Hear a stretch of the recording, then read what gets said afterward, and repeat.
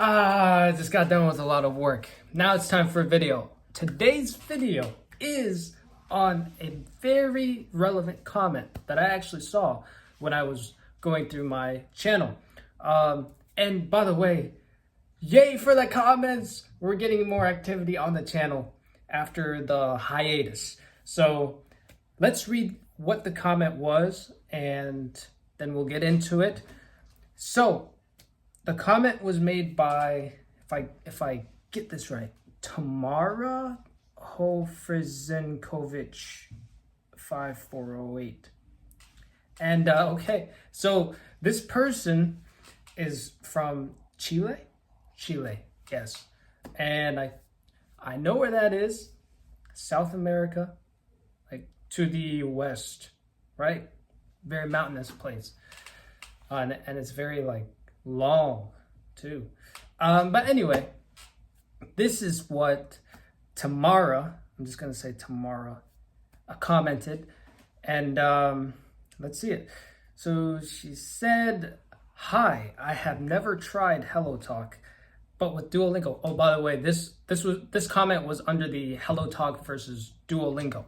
Okay, so she said, "Hi, I have never tried HelloTalk, but with Duolingo, I had a very bad experience." Really? Okay. It was a waste of time, actually, and I was using it like a year. I was always guessing the activities, so I was not challenging for me. And this person is learning English too, as a second language or a third language. I don't know, but your English is pretty good. And at the end, I didn't learn almost anything, okay? So she was using Duolingo for a year and she felt like she didn't learn anything. At the end, I understand that I needed a lot of comprehensible input, like reading, watching long videos on YouTube, watch movies, listening to podcasts, etc. Not just spend time in Duolingo. That was my mistake. Now I am using Babbel for learning grammar. I am studying English. Greetings from Chile. Well, like I said, your English is pretty good, and greetings from me to you, from an American to you, and also from China to you, because I'm here right now. So this is actually pretty important because a lot of people who are learning a language, they start off maybe in a very good spot, but that's like the minority. Most people, they start off like probably not using the best apps, not using the most appropriate apps, or the apps that are the most helpful. Sometimes they get stuck with a bad system, or they chose the wrong application that doesn't immerse them like they should be immersed. In this case, Tamara's situation is kind of like that. And I feel like a lot of people's situation when they start off learning a language is like that. I know mine was. So the big issue in this comment that Tamara was having, and that I believe I and many other people have had, is that you use an app, a language learning app, for like months or maybe a year or more. And it could be Duolingo. In this case, it was Duolingo. And after all that work, you don't learn a thing, or you barely learn anything. And it's always, from my experience, it's always because the app that you used, number one, either was too limited and its focus was very narrow and not as comprehensive, or two, you yourself just kind of couldn't keep up with the type, or it just didn't match the way you study. That we'll say it like that. But more often than not, more often than not, it's not usually the person's fault. It's a lot of times the application's fault in this case. I really believe that for Duolingo, yes. This video is not going to be about how you as a language learner are doing a few things wrong. This video is really going to be about the fact that sometimes it doesn't matter how you use an application, that application sometimes will never work for you. And that's the case for a lot of people. That's the case. That's the way things are in a lot of these cases. Because for Duolingo, if you guys like Duolingo, I like Duolingo for certain things, but I'm gonna be real in this video. Duolingo is not the best app for immersion. It's not at all. So for the rest of the video, I'm just going to just dish out on why I think that, and why I agree with this commenter, why I agree with Tamara on that. It's just useless if you just use Duolingo, and that Duolingo is not the best for comprehensible input, like she was saying. So she used this for a year, and I've used Duolingo for more than a year. But the thing is this, there's a reason why when I use Duolingo, I use it just to keep my streak. It's just one way to keep me reminded of studying my language every day. But that's just it. Otherwise, I use a different application. I have a subscription to Duolingo, so I want to use it, and I like seeing my streak going up. But that's about it. It's more psychological. I'm just there for the streak, for the little activities. But I don't get a lot out of it. To be honest. The only thing I get out of it is consistency. I like it. I like that the streak helps remind me of being consistent, that I need to be studying it every day. But in terms of, if I were to just drop the application right now and choose a different application, I wouldn't be missing a thing. I really wouldn't be missing a thing. I would move on pretty quickly. So it's just not a necessary app for myself. And that's another reason why I know that it hasn't been that useful to me. If I lost Duolingo today, I would just miss my streak. I wouldn't really miss all the help and all the learning material that I can find there. I just wouldn't.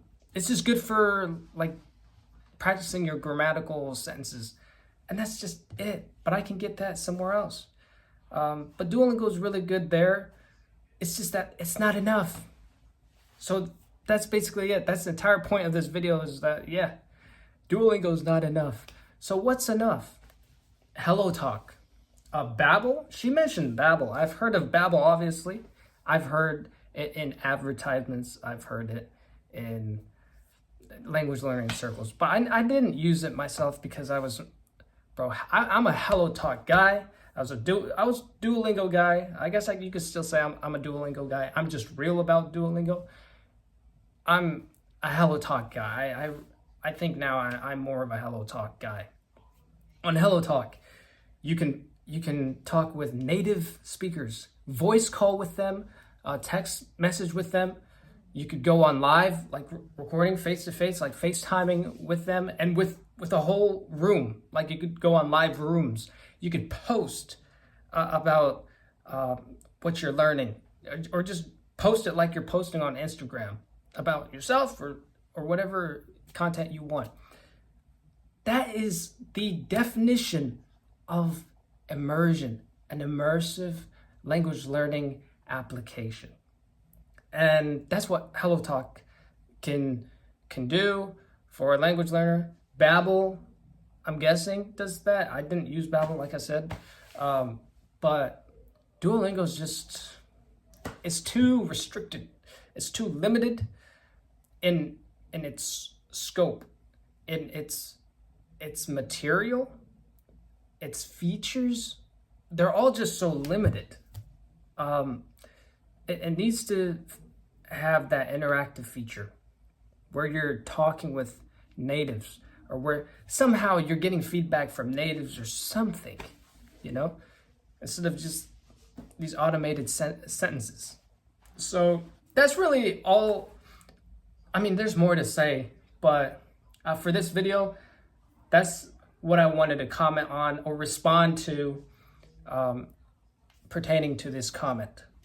So yeah, tomorrow, I definitely agree with you.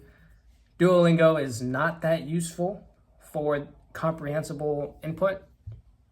And I think you made the smart decision, because she said that after she realized that it wasn't really good for comprehensible input, that she instead went to different applications like Babbel, and she started reading, watching long videos, movies, and listening to podcasts.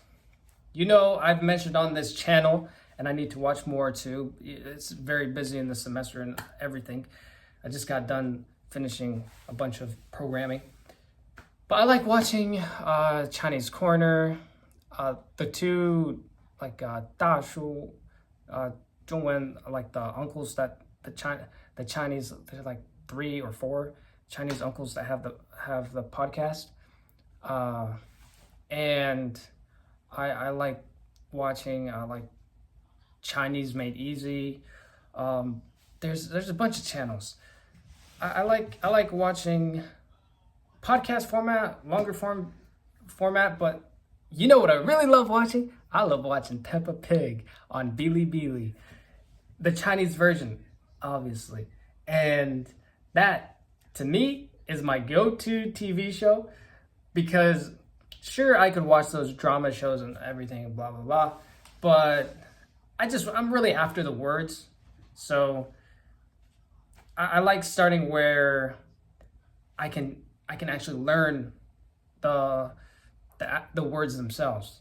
I'm not like trying to learn the lingo that's in like those reality TV shows and all of that, because they're kind of like beyond my level, and I also just want to start from the foundation up. So I like going according to like the order that, like level 1, level 2, level 3, level 4. Because for me, it's just like this. If I watch a Peppa Pig type of video, like a children's type of TV show, not like the Goo Goo Gaga kind, but you know, like middle school or around there. If I'm hearing words I don't understand, obviously, I'm not gonna go watch a more complicated TV show. So I instead make sure that I've got the basics down, and then I make my way up. But anyhow, that's the video on Duolingo and why Duolingo sucks. Why Duolingo is very limited, and it needs to be a more immersive application. And so tomorrow, like yourself and like many people, and myself included, we might have kept Duolingo. I know I kept Duolingo, but for the actual immersion, applications like HelloTalk or Babbel or other things are much better. So thanks for the comment tomorrow. You gave me a good video to make this evening. And you guys keep the comments coming, and you guys know I'll be posting consistently. I've been doing that now, 3 weeks or something? But anyhow, 我们明天见.